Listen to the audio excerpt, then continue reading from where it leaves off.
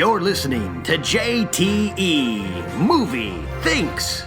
Is that the title? Is that correct grammar? All right, we'll go with it. It's a show about movies and thinking. And now, here's your host, every man's hero, JTE. Welcome to a brand new episode of JTE Movie Thinks. That's right, guys. We're back again, and once again, I have a great guest. The one, the only, the man, the myth, the legend, sent by angel from heaven. Oh, jeez. John Rocha. What's up, John? What's up, JT? Thanks for having me back on. What's going on, man? It's good to have you back on the show. Yeah, I'm happy to be back on the show. Yeah, we talked about, you know why I'm happy? What's that? Because the last few times we face each other, yes. It's been in a combat site situation. Yeah, no, here we are again. Here we are. We famously, we had the double... with this show of the Schmoes Down. Schmoes, you guys were awesome. We had to go up against two really tough teams. Yeah. The champions, Dan Murrow, Mark Riley, then you and Nost. And then a couple months later, we found ourselves in combat once again on this very stage for movie fights. Right. Well, I hate to correct you. Okay. But we took out Dan Morell and... Oh, no, I'm sorry. Who did I play? You all played Schnepp and Den Oh, that's Sang right. That's from right. Collider. Oh, God. Look how I'm already building on a legend. But still. I'm totally fabricating our legendary. No, but you taking us out, you took them out. That's true. Because we took them out. Good. So, yeah. That's a good point. It all counts, man. Yeah, what was I thinking? That movie fights was really fun. It was a blast. That was my first time on movie fights.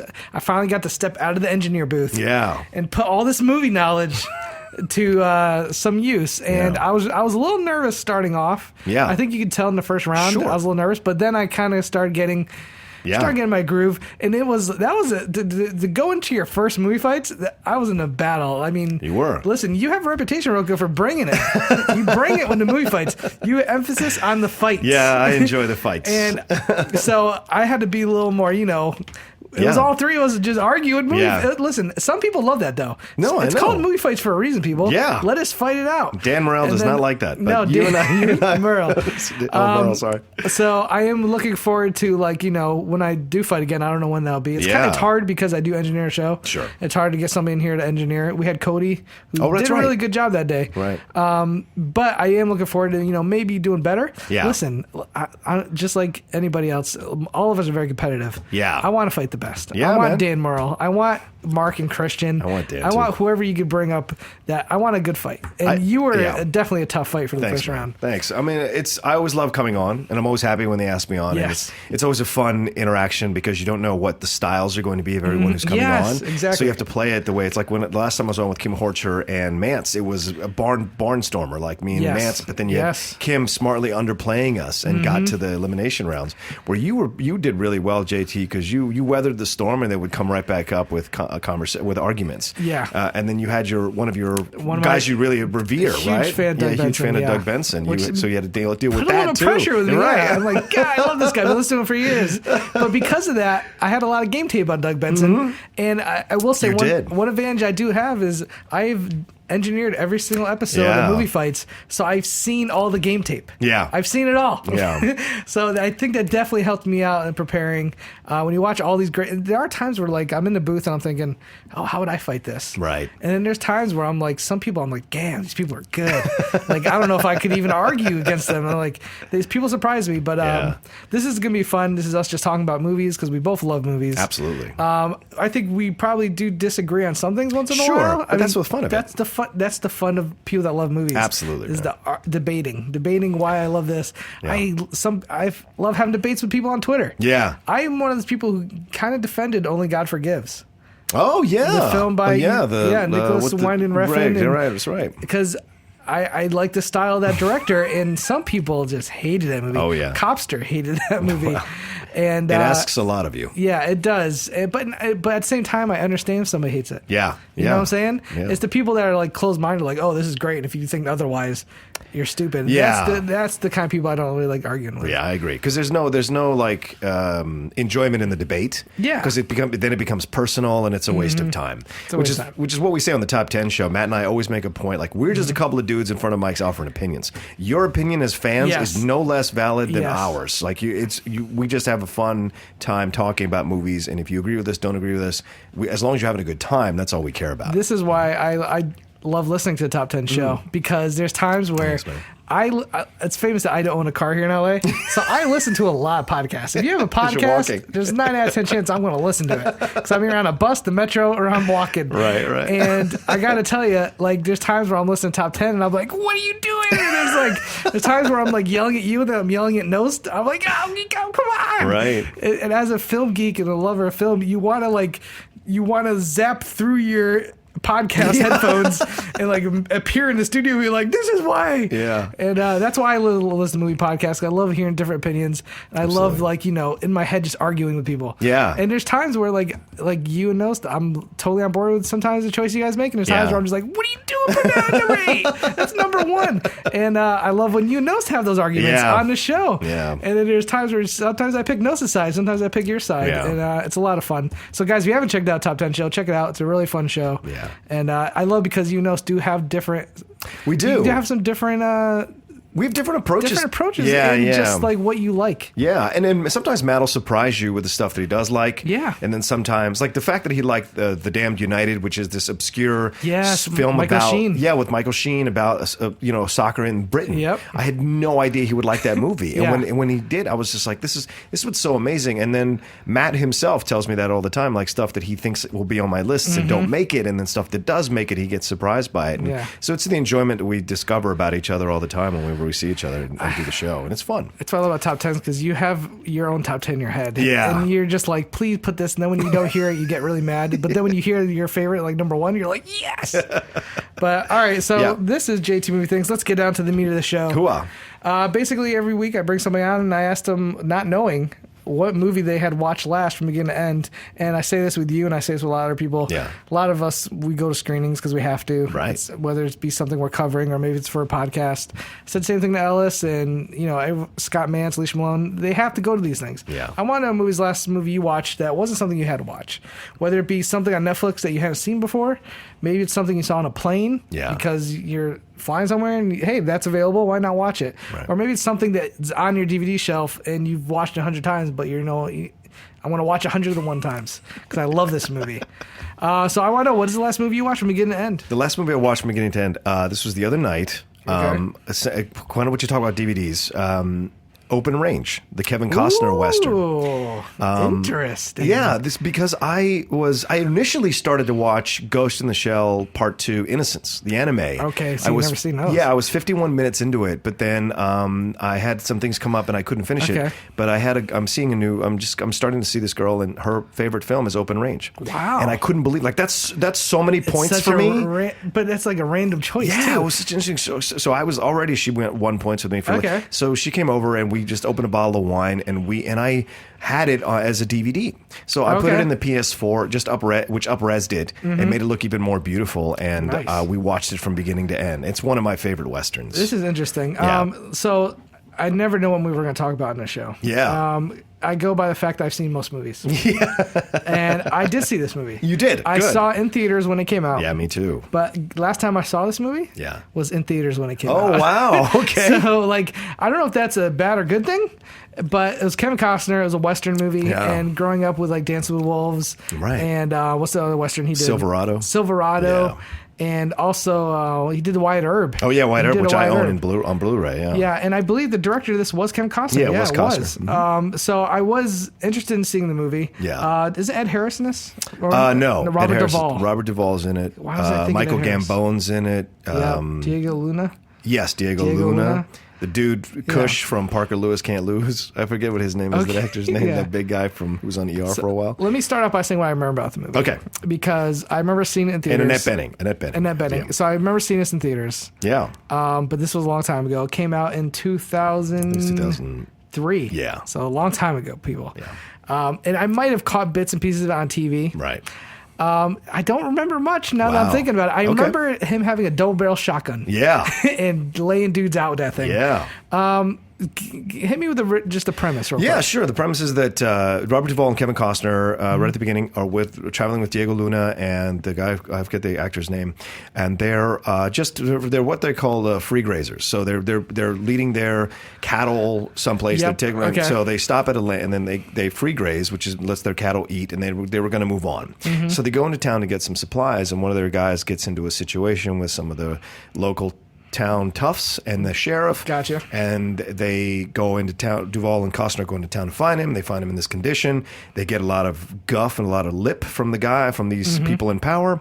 So they come back out, and then they get their stuff like kind of attacked. And so it begins this whole process of them having to fight these corrupt people in town. Gotcha. who have run the town, and it leads to a final battle in town. And who is the main villain? Michael Gambon. Michael Gambon, that's the main villain. Yeah, from Harry Potter. People. Yeah. Dumbledore. So I remember liking this movie when I saw it, but I remember also remembering it being very slowly paced. And it is. And a throwback to like older westerns. Yes. And it's very much about the scenery, a lot of landscape shots. Yeah. Beautiful shots. Yeah. And I think maybe back then it was not too slow for me because I have no problem with a slow movie. Yeah. But I guess there was nothing that really made it stick out as something where I was like, this is a movie I'm going to be revisiting for years to come. Wow, really? Okay. Now, I'm curious because just talking about this, I really want to revisit it now. Yeah, you should. I'm probably going to seek this out in the next week because I remember it being fairly positive when it came out. Yeah. But it's rare that I don't remember that much from a movie. Yeah. What you revisiting it? Yeah.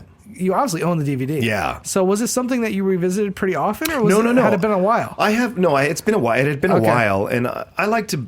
I'm the hunter-gatherer with movies, as we've talked about many times, and I will keep a movie on a shelf and keep it in a little container or a slot or whatever they call those books that you can put your DVD discs in, and occasionally I'll just open one up and I'll just flip through and see what I feel like watching. Gotcha. And so I always have those in reserve, and that's how I started watching Ghost in the Shell too. I just was in the mood for something. Gotcha. I was flipping through DVDs.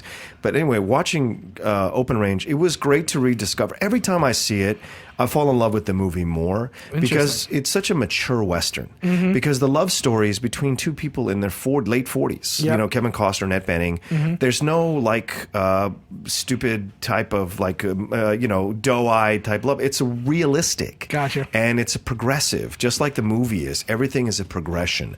And there's he's kind of he was a former hitman in essence for some pretty bad outfits. Yeah, I remember so he has Costner being a real rough guy in this movie. He's not he's a very silent but deadly kind of dude. Yeah, and he has these moments of real rudeness or real mean moments towards some of the people that are riding with him, Diego Luna and what have you. But when he falls in love with Annette, it's a matter of how much of himself is he willing to surrender, and she is so I know who you are. I know what I'm looking for. Gotcha. And so it's very real because as you get older, you understand. You strip away the bullshit, man. Yeah. We can cuss on here, right? Of course. Yeah. You strip away the bullshit where it's we need to quote poetry. Now, when you get older, it's do I like you? Do you like me? Yeah. Let's put this thing together and see if it works. Totally understand. You can still be romantic, but there's about finding the right person you click with. And how much of the movie goes to the love story? I feel like I don't remember it being a large portion. Yeah, it's not a large portion, but it's enough that it decorates the film and makes it unique, in my opinion, Interesting. I remember the movie is fairly violent. It doesn't shy away from it. No, it doesn't. And there are moments that are pretty violent, and then but they're also interspersed with moments of real connection and vulnerability, and the relationship between Duvall and Costner gets explored more because and I guess this was so great as it's kind of like a man movie in that way, and these two they rode together for 10 years, but didn't really know intimate details about each other until this kind of exposes it, because it's the first time they're confronting the possibility that they may die in each other's company. Costner directed this movie. Yes. Famously, he came on the directing scene the guy came out with the Best Picture winner with Dances and Wolves. Yeah. A movie I watched growing up. It's one of those movies that I don't love. Yeah, I agree with you. You agree? Okay. It's one of those movies I watched because it was a Best Picture winner. Right. I was like, wow, 3 hours? Back when I was a kid, I was like, 3 hour epic. And what I remember watching scenes from it now is the Indians, someone don't even look Indian. What's the girl in the movie? Yeah, Mary McDonald. Yeah. It looks so out of place. Yeah. Again, Dance of Wolves is not a movie I've revisited very often. I just remember watching it as a young film goer who was studying. I watched all the Best Picture nominees. Yeah. It was my deal. Right. And watching that, I remember thinking, this is good. but a little boring. Yeah. But then he followed that up with The Postman, which was a huge critical and financial mistake. Yeah. I'll be honest, I never saw it. I've seen bits and pieces, but I've heard nothing but bad things. Yeah, and there's not even anything like where you could find something redeeming about it that would make it worth it. No, it's just so bad, and it seems so out of step. The whole movie seems out of step, you know, and you're just like, why are they doing this stuff? And it's a tremendous waste of Will Patton, who's one of my favorite character actors. I'm glad I missed it. Yeah, you should be. So was this his first film since The Postman? Yeah, I believe it was. And it had been a gap of time. Yeah, like, a big gap. Yeah, almost 8 years, Okay. I think, since he directed something. And he quietly directed this. It wasn't a big deal, and it still looks like they spent good money on it, but he quietly directed this thing, and but what he was able to do with it, though, I mean, what you mentioned earlier, the landscapes, the shots of the town, the shots of where they're riding, the music that underscores everything. It's a really beautiful Western that still has this very hard edge to it, which is what I enjoy about it. I got a question. Maybe you can help me out. Do you remember the movie A Perfect World with Clint Eastwood? Sure. Was that directed by Eastwood? Or I thought that was directed by Eastwood. It wasn't Costner. No, I think it was Eastwood. I think it was Eastwood, too. Yeah, because Costner's the lead in that. Yes, he is. Yeah. And that's why I was like, part of me thought maybe he directed it. But no. I'll double check on IMDb, but I think it was, that's another movie I think it's really underappreciated. Yeah, agreed. Kind of forgotten. Like, barely ever gets brought up. Yeah, Costner plays a villain, which is really rare. Really rare. And the kid in that does a great job. And Eastwood, again, is in the film basically chasing this guy down. I think as a double bill, you could watch Perfect World and The War, which is the one he did with Elijah Wood. The War. Yeah, I love that movie. Yeah, those are two interesting explorations for Costner as an actor.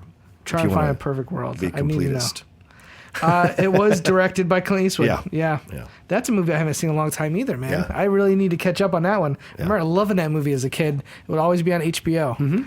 And I would just like sit down and watch it, and every time it sucked me in. Yeah. And you forget, like, Clint Eastwood now has made such a big name for himself. Yeah. You kind of forget some of these older films that he directed, like Heartbreak Ridge. Yeah. Oh, remember Heartbreak Ridge. You kidding? I love Heartbreak Ridge. Damn. Listen, I kid you not, that's one of the most quotable movies. Oh, absolutely. He just spits great man line after man line. All of it. In that movie, Clint Eastwood. Mario Van Peebles was never better in any movie than he was in Heartbreak Ridge. Not as good as Solo, huh? No. Or New Jack. I would even put New Jack City. I'm curious how many people even know what I'm talking about when I say the movie Solo. Solo starring Mario Van Peebles was like a Universal Soldier ripoff. Yeah. And it's horrible. It's terrible, man. What was that one with Dennis Quaid and Jason Scott Lee? What was that one? Soldier. Yes. That was like set in the future. That was Kurt Russell? Yeah. Yeah, Kurt Russell. No, Dennis Quaid. It was Dennis Quaid. I don't think it was Kurt Russell. It was Kurt Russell. You think it's Kurt Russell? It was Kurt Russell. Movie fight. Listen, I remember that movie very well. I'm telling you, I think it's Dennis Quaid. Jason Scott Lee, where they're like super soldiers. Yeah. Yeah, it's I don't even have to look it up. I know it's Kurt Russell. You better look it up because I'm telling you right now, it's Dennis Quaid. All right, I will bet His name is Quaid. I'll bet you any amount of money. All right, I'm looking it up. See. Yeah, it's Kurt Russell. Oh, son of a gun. Directed by Paul W.S. Anderson. Was it really Kurt Russell? Yeah. Who did the Resident Evil movies? Resident Evils and all that, Wow. How does he have a career I don't understand? Yeah, I've liked none of his movies. Well, Resident Evil a little bit, but not a lot. The first one. Yeah, exactly. The first one. That's it. But yeah, Kurt Russell, man, he has a great scene where she goes, that was Quaid. She goes, "What are you gonna do?" I'm going to kill them all. And it's like, you know why I remember that? Why? Because my cousin was in the military. Oh, yeah. In boot camp when that movie came out. And he said his whole like boot camp class went and saw it the opening weekend. Yeah. And so it's one of those movies that always stuck in my head because of that. Yeah. Well, that's why we were about Heartbreak Ridge. Now, it's about the Marines, but when I was in the service in the Army, I did 8 years in the Army. Our first, when I got to my final post, like we would watch Heartbreak Ridge all the time because it just has that vibe, man. It has a great military vibe to it. There's respect for the soldiers, but then there's also like the real behind the scenes bullshit that goes on and the fake phony crap about how, soldiers, like, it's real stuff that explores, all the levels that goes on in Interesting. the military. Do you feel like Jarhead did that also in a way? Oh, I thought Jarhead was great too. Okay, I enjoyed that, but that's a modern army as opposed to yeah. what was happening back in the 80s, which is what Heartbreak Ridge is kind of set in and right before Granada. But yeah, I agree with you about Jarhead. I actually watched that again a month ago and enjoyed the shit out of that. I think a lot of people went into everything thinking it was going to be a war film, and it's really not. No. It's about what soldiers go through. Right. outside of the war, really. Yeah, exactly. In both ways. The same with Hurt Yeah. Locker. Same way. True. You had that little gap of him going home. Yep. It's the same stuff. I mean, all of that. Very similar. So yeah, Open Range. Yeah. Listen, there's not too much I can say about it because I haven't seen it in a long time. But it's so weird when I use the fact that I haven't come back to revisit it. Yeah. Maybe says something about. I guess it didn't connect with me the first time I saw it. Okay. So rewatching it, do you feel like it's climbed your charts of like favorite westerns? Oh, it's in the top 10. Really? Of my favorite westerns ever? Oh, yeah, absolutely. That's interesting because I like westerns. Yeah. But I don't know if I've seen. I can't think of like top 10. I can't think of 10 great westerns. Really? Here's the thing. The westerns I've seen that I love. Yeah. I love. Yeah. But I haven't gone too far outside of those. Let's do it. Silverado. All right. No list. Oh, yeah. No order. Okay. Just say no list and order. Name ones we love. Okay. You first, All then right. I'll go. Silverado. Once Upon a Time in the West. Okay. The Good, the Bad, and the Ugly. Unforgiven. Open Range. Open Range. True Grit, the remake. Oh, nice. The Searchers. John Wayne. Sir John Wayne, also remake. 310 Yuma. Yes. Good. That's a good one. Yeah. The original is good too. Okay. What's another one that I have? Oh, there was a great one with Randolph Scott near the end, directed by Sam Peckinpah. Damn it, I can't remember it. No. Oh, yeah, The Wild Bunch. That's it, Wild Bunch. Love The Wild Bunch. Yeah, Wild Bunch. That would probably be my next one. I don't know why that didn't come up in my head. Yeah. And then the last one I'm going to say, which I think I can't remember if you like this or not. Okay. Tombstone. You're the one that hates Tombstone. You're the guy who doesn't like Tombstone. It's what I call Predator, right? It's a B-list movie. It's not an A movie. What is B about that movie? Everything. Dana Delaney is terrible. What? Billy Zane is terrible. You're talking about Billy Zane has like 3 scenes in the whole movie. There's no way that's Wyatt Earp, what Kurt Russell was doing. That's a fun guy. That's not Wyatt Earp. I'm not taking it as historical fact. I'm taking it as a fun Western. But see, that's and I suppose that's the best way I can explain it. That's great you put that up. Okay. I'm such a huge fan of history that to me that matters. And so it affects me when I watch certain films. Yeah. And so if it's not 100% there, then it's just it's a popcorn movie. And that's what it is. It's a popcorn movie, but it's not anything to be revered. In my opinion. I think Kurt Russell, as Wyatt Earp. Kilmer is awesome. Thank you, Kilmer. Yeah. Michael Biehn, absolutely awesome as a villain. Yeah, Biehn does a nice job. Powers You're right. Booth. He does a good job in that movie. He was better in Deadwood. He's better in Deadwood. Okay, well, yeah, he was good in Deadwood. But I'm just saying, Tombstone, I'm not saying it's like up there with Once Upon a Time in the West, which is like a masterpiece. I actually saw that again at the New Beverly. Oh, you did? The Great. remastered version. I would love to see that in like 70mm. So good. See? So good. The opening scene of that movie. One of the best opening. The two opening scenes of that movie are the best. Usually one movie has like 2 opening scenes. It has the opening scene where the people get killed, the family gets killed on the farm, and then when Bronson shows up, man. Yeah, the train station. The train station. Those 2 scenes alone, unbelievable. Yeah. Watch, if you guys haven't seen Once Upon a Time in the West, go see it immediately. Yeah, and we've listen. What you talk about westerns, like you left off a lot of the John Ford stuff. That's the thing. I didn't get into those. Oh, really? That's what I'm saying. Like when you get to the really old stuff, like the oldest film I've seen is sorry. Like one time, you're like McCougan. McCougan doesn't like anything post or pre 1970. No, like I almost hit him in the face the other day. I tell this to Alicia all the time, like because she loves classics. Yeah, I haven't seen a lot. I've seen the important ones. I've seen Casablanca. I've seen, It Happened One Night. Citizen Kane, of course. Yeah. Like the milestone films I've seen, but there's a lot outside of that I have not seen. When like John Ford westerns are not outside of that. I know they're not. Stagecoach was nominated for Best Picture, or won Best Picture. Was Stagecoach a musical? No. What am I thinking of? Paint This Wagon. I think Paint the Wagon. Oh God, that's pretty bad. The best little whorehouse in Texas. So you think? Yeah, I'm trying to think of the oldest the one Western I have not seen. Yeah, I tried watching the original True Grit and I didn't really dig it too much. Oh yeah, no, it's not a good John Wayne. Really I agree with you. It's not a good John. We actually talk about that on the Top 10 show the other day. We were saying how we thought the True Grit remake was so much better than the original. Oh yeah. I love that True Grit remake. One that I've been told is really good, and I just for some reason or another I have not got to was The Searchers. Oh yeah, you got to see The Searchers. If you want, I will bring you my Blu-ray the next time I see you, because that is an awesome movie. It holds up. So holds up because it's almost a neo-western because John Wayne is a racist. That's what I heard. Yeah, we were arguing. I was arguing about this with someone on YouTube because they were saying he's not really racist. No, he is. He's racist against Indians. Yeah, for his own reasons. Mm-hmm. And so you are forced to follow this guy as your protagonist because his goal is to save Natalie Wood from these Indians, and it takes him 5 years to find her. Really? Yeah, he searches for 5 years to find her. And that's what it is. And so she's been ingrained in the Native American culture by the time he gets there. And he has a confrontation whether he's going to kill her because she's so far gone down the Native American path. Yeah. Because she was a child when she was taken. So she's a teenager when he finds her. Is the movie violent? Yeah. Because here's the thing. There are certain moments that are really violent. I'm okay with not liking the main character. Sure. It's hard to like... Anti-hero. He's an anti-hero. Anti-hero. Watch The Wild Bunch. Yeah. It's hard to like any of those guys. Yeah, absolutely. But it's such a... Oh, here's another Western, The Hateful Eight. That's another Western. That's true. That's one of the more recent ones. Yeah. What did you like? Were you a big fan of Hateful Eight? I loved Hateful Eight. Okay. Saw it twice. I really liked it. I do think it was a little long. Oh, stop But it. I know some people say that's the point. It is the point. But it's an homage to the 70s Westerns. I do feel like you could have cut a little bit out of the beginning. Sure. Okay. But I still really enjoyed it.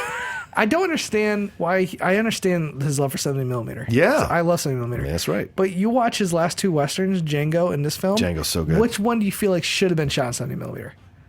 Oh. It's Django. There's so many great scenes of landscapes. During snow. I mean, it feels like this grand scale movie. I guess you make a good point, JT, because the whole film occurs inside of a cabin. I know. Yeah, that's a good point. I feel like he shot the wrong movie in 70mm. Sure, I can agree with that. Okay, I'm just saying Django felt like the movie that should have been. That movie had scale. Yeah. It was epic. There's these great scenes of just like, old school Western backdrops. And I'm like, wow, imagine that in 70mm. And then why did he choose Hateful Eight when I understand he does use some good shots? Yeah. But the whole beginning is beautiful. The whole beginning is beautiful. But then you're in this cabin for 2 hours. Yeah. Like, why? I don't know. I just love that Jamie redid his character for A Million Ways to Die in the West out of nowhere. I hated that movie. Right at the end. Really? I hate A Million Days It's a in the guilty West. pleasure of mine. Really? I can't explain it. Yeah. What? JT, I cannot explain it. What is happening? I can't explain it.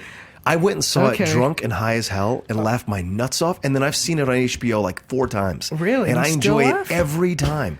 And I'm not the biggest Seth MacFarlane fan, so I can't explain it. I don't know if it's Charlize. I don't know if the jokes just hit me in a certain way because it's incredibly stupid humor. You're the first person I've met that likes that movie. Listen, you have to admit your guilty pleasures. Yeah. This is one of mine. So is Hudson Hawk. I can't explain my love of Hudson Hawk, but it's the way it goes. I don't think I've seen Hudson Hawk since I was like 10, so I can't even comment on that.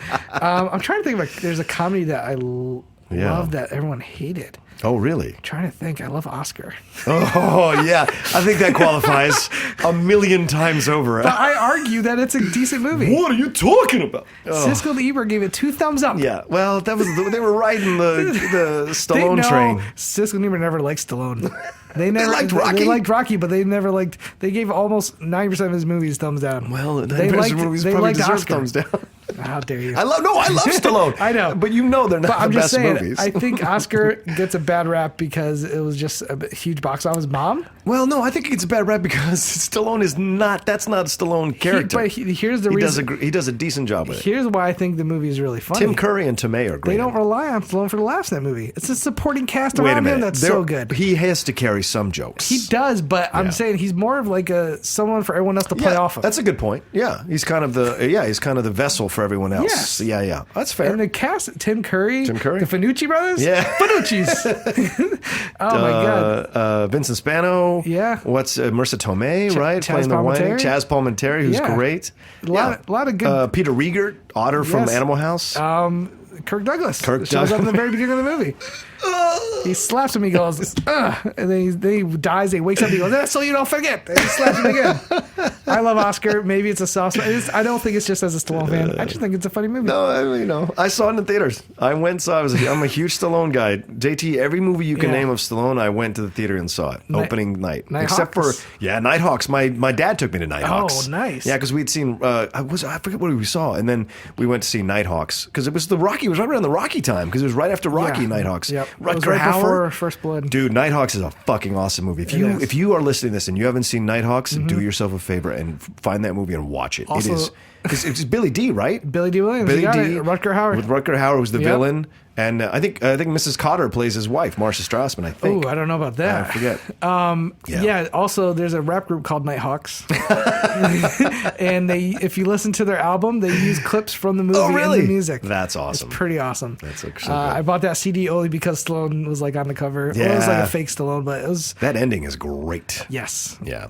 Nighthawks, hidden gem. I even saw Judge Dredd in the theater, for God help me. I saw every 90s Stallone movie. Like, my dad took me to every single one. Yeah, so bad. The 80s, I was a little too young to get to them. Yeah. Did you see Lock Up? Yeah. Oh, I saw Lock Up 2 or 3 times, man. So, all right, so you did your job. Yeah, that was when they were like, those were Stallone films where he was riding that. He was almost doing better Van Damme movies is basically what he was doing. They were all vehicles for him to be the revenge guy. Lock Up was great. And because he had that great moment where, the painful moment where he, like, that person gets killed who's in the movie, and it's like, it breaks your heart, and you're like, all right, let's go get these motherfuckers, man. That's what was so great about him, is that he was always having these movies. Even Victory. Shit, I took my mom on Mother's Day to go see Victory. Awesome. Because I was a huge soccer fan, and so I took my mom to see Victory. 11 years old, I took my mom so to see jealous of you.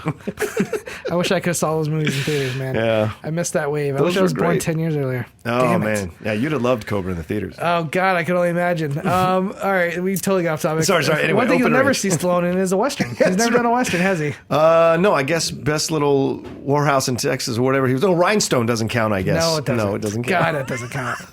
Oh, God. That's a good point. That's a movie I will not defend, is Rhinestone. He's never done anything. Has he ever done anything that's a period piece besides Victory? Oscar. Oh, Capone. No, Fist. Fist. That wasn't a period. Well, I guess it was. Yeah, it was like in the beginning Jimmy of the... days. Yeah, you're right. Basically the Jimmy Hoffa movie. Yeah. They called it Fist, and Stallone played Jimmy Hoffa. Yep, basically, yeah. Really good movie. Good ending, too. I think Norman Jewison directed it. Yep. Yeah. Good point. Really good flick. Yeah, I liked Fist. F-I-S-T. Yeah, exactly. They just released on Blu-ray not too long ago. Did they really? But it's like they only made so many copies. Yeah. Oh, so, wow. It's expensive. How? If you try to buy it. That's funny, dude. That's one I haven't seen in a while. Yeah. Man, you go down Stallone Alley, I don't turn it off. Let me tell you. Paradise Alley. I actually just shot a feature film this summer with Armand Asante. No way. Yeah, and I talked to him about Paradise Alley. In the film, he kicks my ass in the film. Like he chokes me and punches me in the face in the film. Yeah, he twists my hand. It's such a great... I mean, to do a fight scene with Armand Asante... You want chaos? I'll give you chaos. You want more? That's Judge Dredd, everybody. Yeah, Armand Asante. What else? Nice guy, man. Great guy. I'm trying to think of... yeah, he jumps in and out. He was in Demolition Man. Yeah. Right? He has little... No, was he in Demolition Man? No, I'm thinking Judge Dredd. I'm sorry, he was in Judge Dredd. Just quoting. But he's got little things where he jumps in and out of movies. And you'll see him every once in a while. Like in American Gangster, he's an American Gangster. That's right. He played he played the head of the mafia guys. Yeah. That's right. He has little things because he's a good actor. He jumps in and out of there. Yeah. Is there any other Westerns that really stick out of your mind as your favorites, like you mentioned? If I was going to say you only have one Western for the rest of your life? Like, Unforgiven to me is like the one I usually go to. Even though I love Once Upon a Time in the West, I love, like I said, The Wild Bunch. For me, like, Unforgiven is the one I just kind of put on the top of the pyramid. Damn, that's a very good question. I think it would have to be between Unforgiven and Silverado. It would have to be. Really? I would have a really hard time. I guess I need to see Silverado. You've never seen Silverado? No. JTE. Get the fuck out of here, dude. Is that? You want me to run down the cast list? Wait a minute. Wasn't Silverado a TV series? No. Miniseries? Well, it was. I think it was a miniseries later, but it was a movie first. Okay, who's in it? It's a young Kevin Costner, so he's playing like a wild kid. Is he the lead, though? No. Okay. Scott Glenn, Kevin Kline, Okay. Linda Hunt, Danny Glover, Okay. Jeff Goldblum. Is this 80s? Yep. Okay. Who was she played Josephine Baker. I forget the black actress's name. God damn it, I can't remember her name. Who else is in this thing?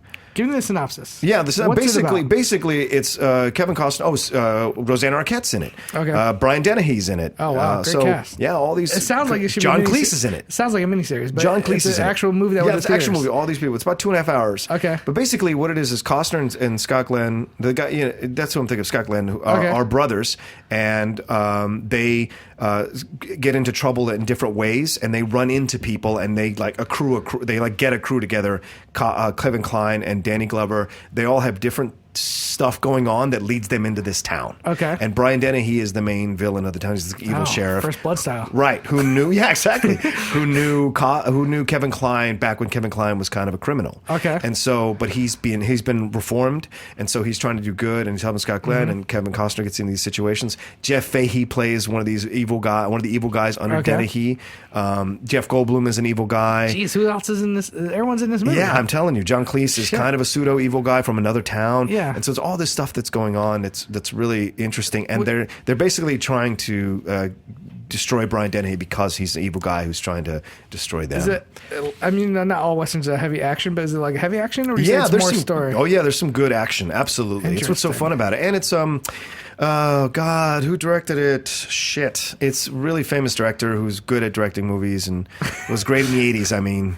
I'm gonna check Lawrence Kasdan. Duh, Lawrence Kasdan. Oh, really? Who wrote the new Star Wars? Who co-wrote the new Star Wars? Yeah, Lawrence Kasdan is one of his best films because he had just done Big Chill, which is why he could get all those people to come on and do the film with him. I was gonna say a lot of those guys are from the Big Chill. Yeah. When you were reading off the name, I was like, "These guys are in the Big Chill, weren't they?" So he probably used all of them. Silverado, 2 hours and 13 minutes, 1985. 85. Is it rated R? PG-13? PG-13. Yeah. Oh, interesting.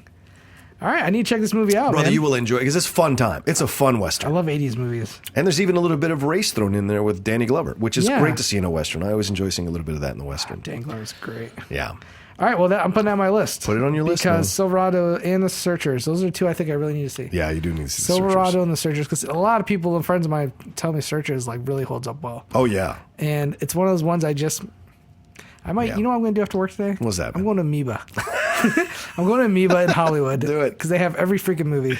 Yeah. And I'm going to just pick up both of those movies. I think The Searchers is on Netflix. So you might be able to watch it on Netflix. Searchers? You might. Yeah, okay, well then.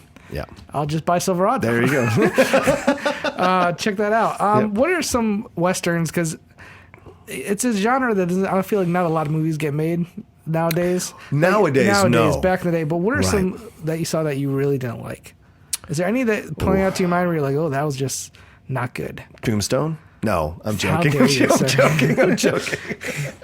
I'm trying to think, like, usually comedies for me really don't work. Like Million Ways to Die in the West. Yeah, you didn't like that. Rustler's Rhapsody is absolutely terrible if you've seen that. I've never seen that. Wagons East. Wagons. Rest in peace, John Candy, man, but not a very good movie. What a terrible way to go out.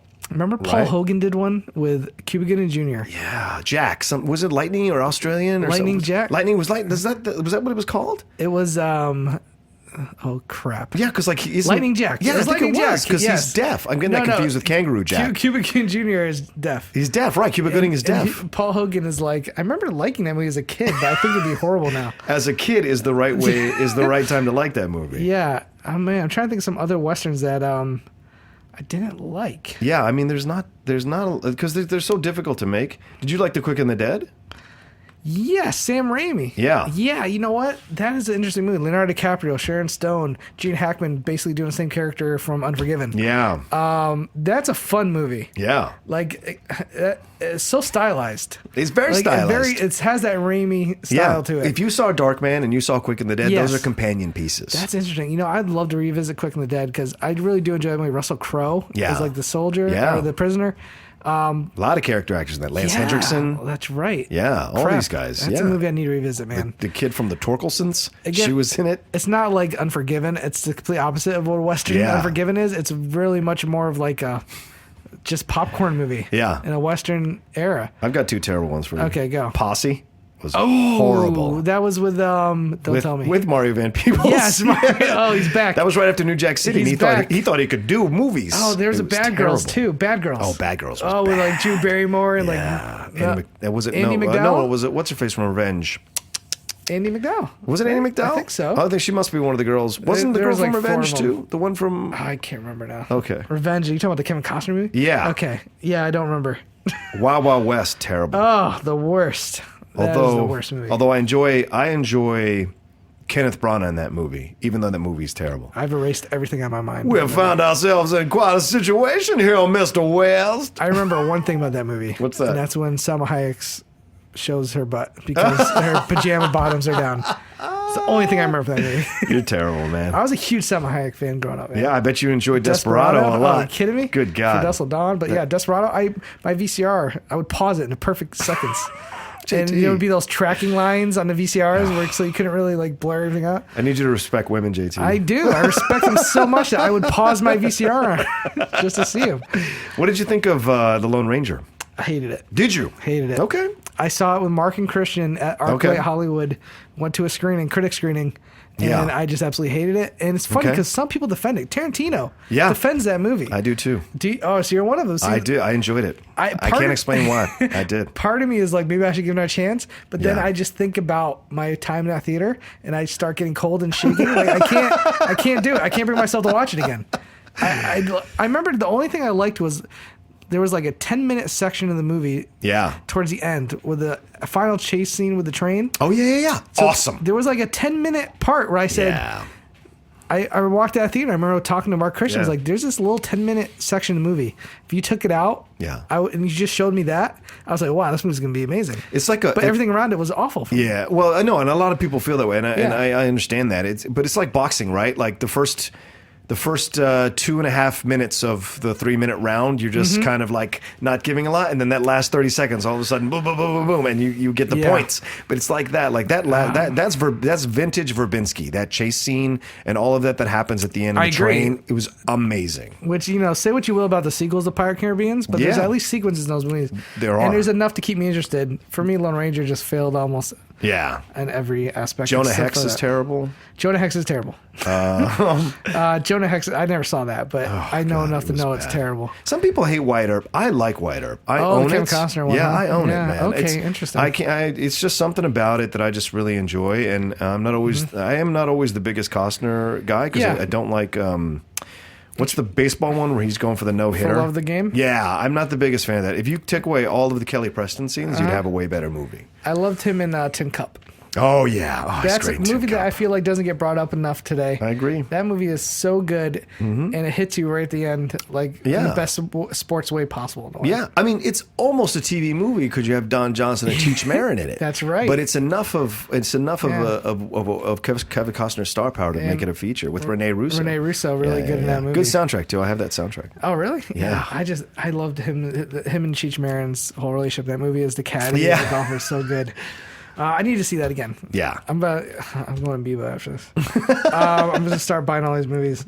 All right, let's get to the part where we do quick thinks. Okay. Yeah, so we're going to go. I basically put a tweet out saying, hey, about to record some JT movie thinks. Tweet me the last movie you watched, and we'll get our quick thoughts on it. Sounds good. So we'll just touch on them, and we'll get some names out here. Okay.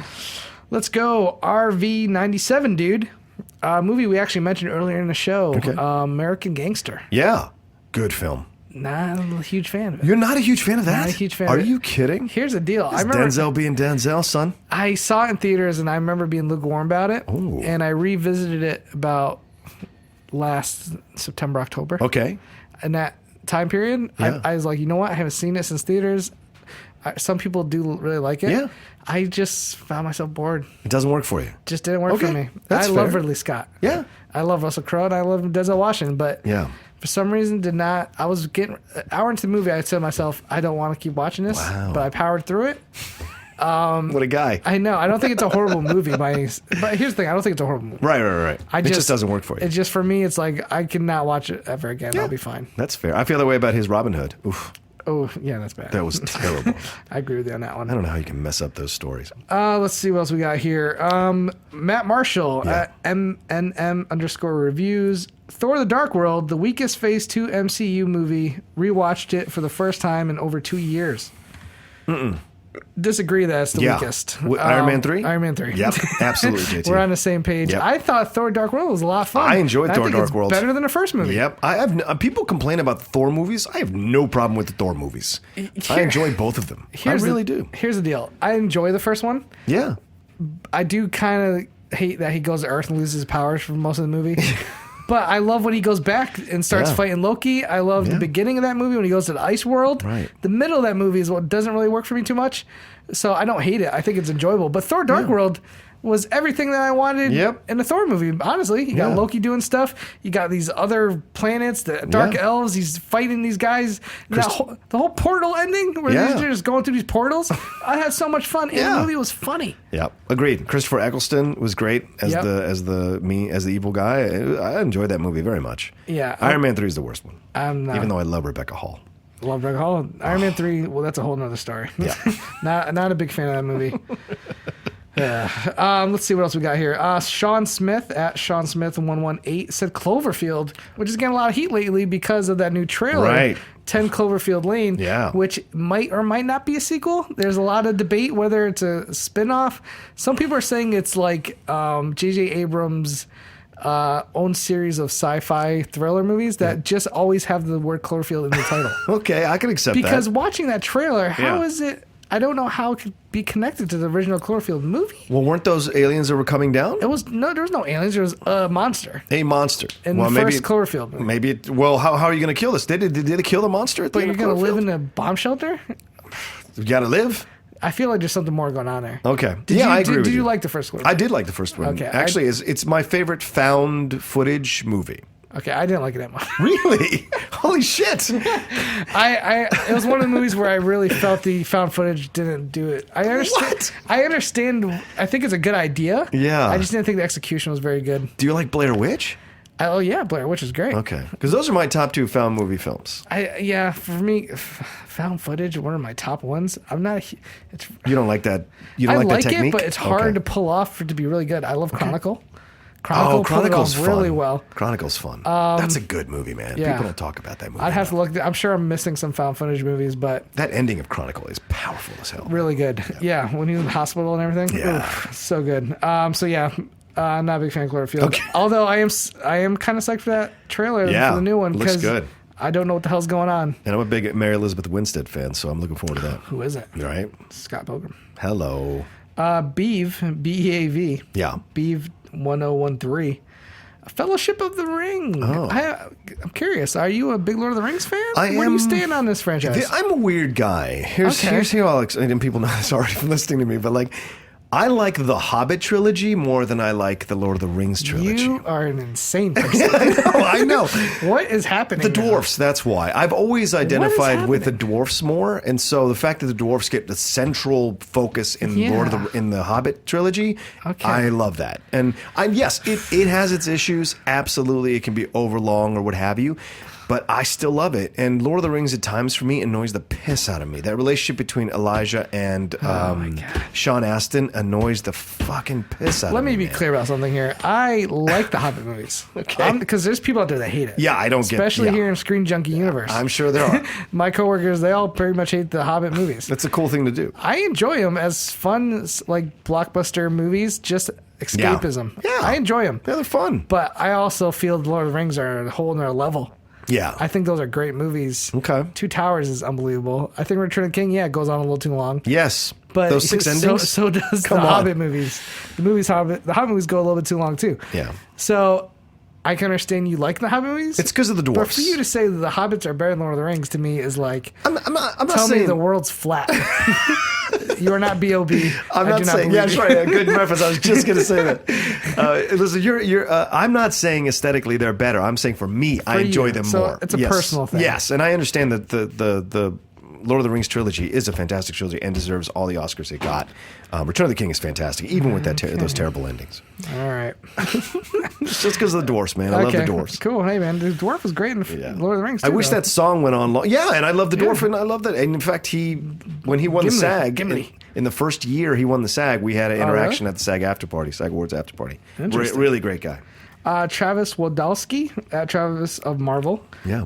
Here's one of my favorite movies from the 90s when it comes to action films, Face Off. Oh, yeah. You love Face Off? Oh, John Woo, man. The Woo. Face Off is such a fun movie. It is, right? It's awesome. Off. I mean, there's so many quotable lines. They're both so cheesy in that film. Yeah, it's such a blast. It's so good. And we had a question on Screen Junkies Plus last week, and they're like, is there a song that immediately brings you to a movie? Oh. Somewhere Over the Rainbow. Every time I hear that song, I think of the shootout and Face Off. You know what I'm talking about? What is that? I know it should It's from a movie, I know JTE. It is. I know it is. I know it's from I know, but to me it's Face Off. When I hear that song, I think awesome, Face dude. Off. That's awesome. It doesn't remind me of the movie that it's from. It reminds me of Face Off, a way lesser movie. Isn't that crazy? I guess I'm just more of a gun, 2 gold dragon guns, slow motion, glass blowing up everywhere, SWAT team members getting killed kind of guy. An enjoyable witch movie, I guess. All right, that's fair. That's fair. I mean, listen, I'm not really huge into musicals. Yeah, okay. But don't get me wrong. I mean, it's an amazing movie. I like John Woo. That was my first time I got my sidecar was doing Wind Talkers. So I did Wind Talkers for 6 months. Told me about that. Yeah, so I will always love Face Off for that. Let me tell you something. I was really excited for Wind Talkers. And I don't think it's a horrible movie. It's not a good movie. It's not a good. I actually enjoyed the director. I still get paid, but I enjoyed the director's cut more. Oh yeah, the director's cut was way better. Was way better. Yeah. And I was pissed because I kind of wanted to rewatch it on Blu-ray, but they only have the theatrical on Blu-ray. Yeah. They don't have the director's cut, which I would kind of like to revisit the director's cut. Yeah. I'll tell you this. It was so funny being on set because the only reason I got cast in the film was because he was going way over budget in Hawaii. Oh, really? So they pulled him back to L.A. and they needed extras for L.A. And I had just gotten to L.A. a week beforehand. Oh, shit. I was, out of college, out of the military a few years earlier. And so I immediately qualified to be one of their top 30 guys that they had around Christian Slater and Nick Cage.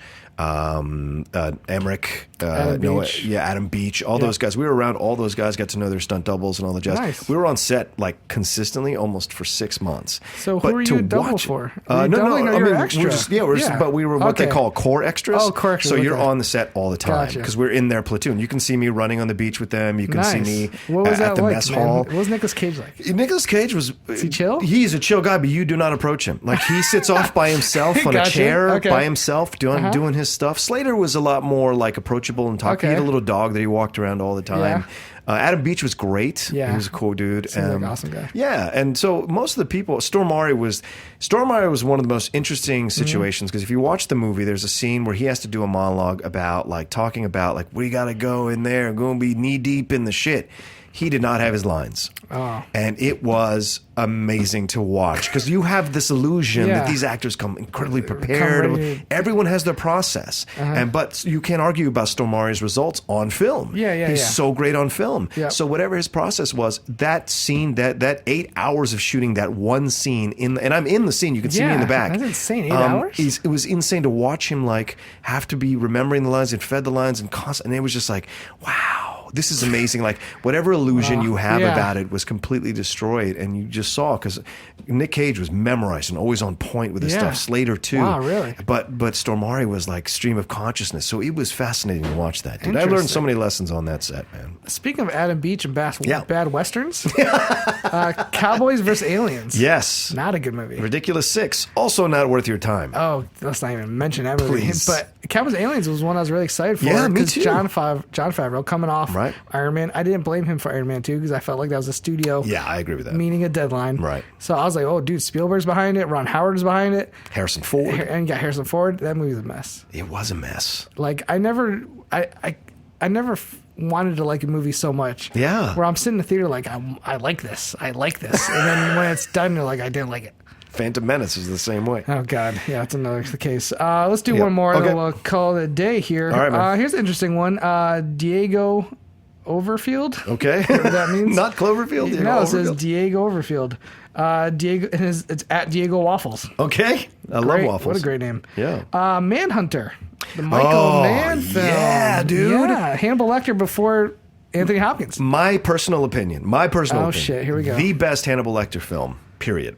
Better than Silence of the Lambs? Yeah, it's better than Silence of the Lambs for me. Because I'm an 80s kid, man. That to me, and a Michael Mann 80s kid. I like Thief. If you haven't seen Thief with James Caan, man, you got to watch that film. Michael Mann, this is why I love Drive so much, because it's an homage to those kinds of movies. Definitely. Those 80s nighttime movies with that kind of synthesizer soundtrack. All that stuff, for whatever fucking reason, man, I love that shit. And Manhunter is one of my favorites. It's also, you have, I forget what the guy from CSI, William, I forget what his last name is. William Peterson. Yes. He playing the lead detective. Yeah, playing lead detective, and you have all the stuff that he's going through. And Brian Cox, who plays Lecter. I mean, you can't argue the actor. Yeah, it's Brian Cox. And how creepy was the guy that played the Red Dragon? Yeah, who shows up in random films as an extra. He was in Tremors and shit. So he's a weird looking dude. Yeah, he's weird, but he made a living. He did. But there's something about the film that I enjoyed this darkness of that film. And Silence of the Lambs is a good film. I'm not going to argue that. I mean, it's Jodie Foster, and obviously Anthony Hopkins created a very memorable character. And I loved it. I enjoyed Silence of the Lambs very much. I enjoyed the book too. But Manhunter is the shit to me, man. It's so stark. It's better than Red Dragon, for fuck's sake. It's way better than Red Dragon. Right. I will say it's my second favorite movie. I got to give it the Silence of the Lambs. Yeah, of course. But for me, it's like Silence of the Lambs, Manhunter, and everything else is on the bottom. Yeah, it's not even close. Those two are like at another level. Yeah, Hannibal wasn't. God, I was so disappointed. Guys, check out Manhunter if you haven't seen it. Yeah. Michael Mann doing a Hannibal Lecter movie. It's exactly how it sounds. Yeah. And it's really fucking Listen, good. check out the whole oeuvre of Michael Mann in the 80s. Band of the Hand is worth your time, that for one God's I have sakes. not seen. You haven't seen that? What's it called? Band of the Hand. God, oh my God! Heard of that one. Stephen Lang recruits these 5 juvenile delinquents to pull off this. It's essentially a small version of Dirty Dozen. Oh, okay. Lauren Holly is one of these people. I can't remember who the other 4 are, but like Stephen Lang recruits them back when Stephen Lang was like kind of a name with Crime Story and shit. Okay. So they brought and he which is also a Michael Mann series, and he brings them in and he recruits them to pull off this mission to see. And some of them and a couple of them die. It's interesting. Awesome film. I do recommend Thief. Yes, with James Caan. Awesome. Tuesday movie. Weld. So good stuff. So good. All right, man. I think that's going to wrap the show. All right. We hit up a lot of subjects and really found out some things about each other. So some good, some bad. Yeah, some good, some bad. But it's good. It paints a better picture. Yeah, go ahead and give them your information where they can find you. Oh, yeah. Guys, you can find me at The Rocha Says, ROCHA, on Twitter and on Instagram. You can see all the stuff that I'm hosting and all the shows that I'm on and all the shows I am fortunate to be a guest on, like JTE Movie Thinks. So thanks for having me back on, JTE. No problem, man. Thanks for coming back. So, guys, usually you can catch me at Schmoes JTE, Instagram, Twitter, Facebook. Also, you can catch me every Sunday doing Box Office Breakdown with Sarah Stretton and Tom Dagnino. Also, Schmoes Know will be back soon. Stay patient. Who knows? Maybe by the time you're hearing this episode, maybe it's been announced. I have no idea. Right. I know a little bit, but a little bit more than you guys. But Costner seems to know a lot. He keeps posting about it on Facebook. Seriously. It's driving me insane. But yeah, and also catch me Screen Junkies Plus, Movie Fights. I am an engineer for the whole network. Yeah. We have some awesome shows, awesome guests.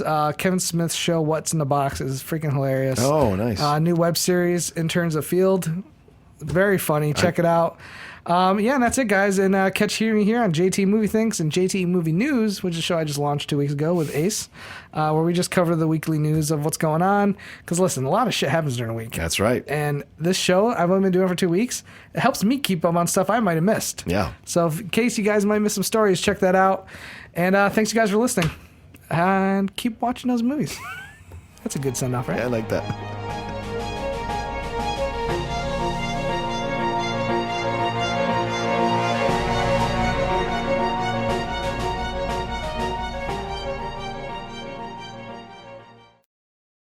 Hey, what's up? I'm not asking. I'm telling you. See, I'm rolling up my sleeves.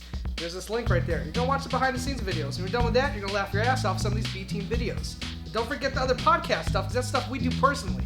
All right? Watch that shit.